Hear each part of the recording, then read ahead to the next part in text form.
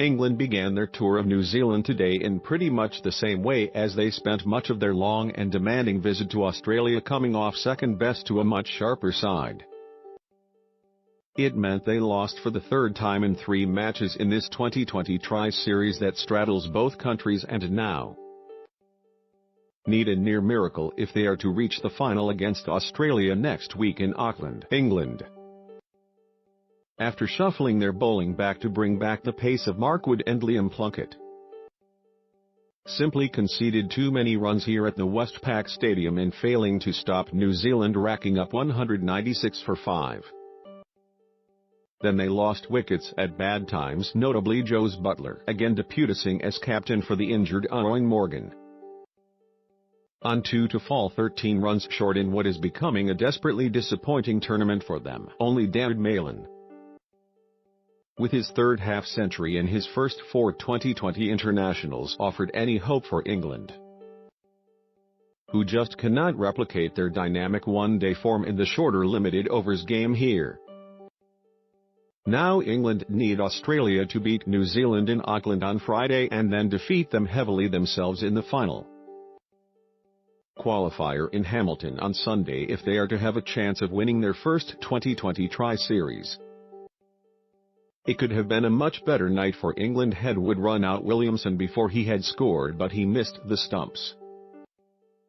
from no more than 5 meters after the New Zealand captain attempted a suicidal single.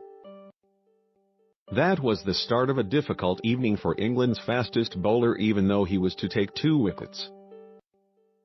Wood's pace disappearing for 51 off his 4 overs on his return to the side. It was Williamson who was an injury dot ahead of this match, who was at the heart of an impressive batting display from New Zealand as he made his first 2020 half-century in over a year and added 82 with Martin Guptill. The curious-looking model drop in pitch at the stadium known locally as the Cake Tin had caused consternation ahead of the match, but played perfectly well as England suffered for not taking enough pace off the ball.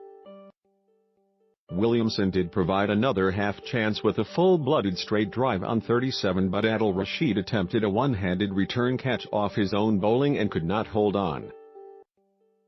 Rashid was to have his moment when he took the wickets of Guptill and Colin de Grandhomme off successive balls, but there was little England could do to stop Williamson reaching 72 off 46 balls with 4 sixes. It took Chris Jordan to stop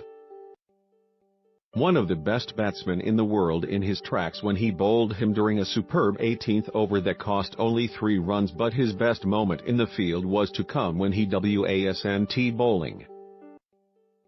Jordan, surely the best all-round fielder in England, leapt with seemingly minimal effort to take a stunning one-handed boundary catch to send back de Grandhomme first ball and set an example his teammates struggled to match. When Tim Seifert, one of 2 debutants in the New Zealand side along with Mark Chapman,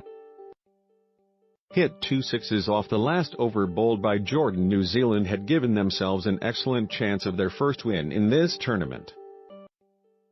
England again did not help themselves when Alex Hales to an Ish Sodhi long hop and James Vince to a lazy piece of running threw their wickets away, Williamson showing Wood how a direct hit from close range should be done.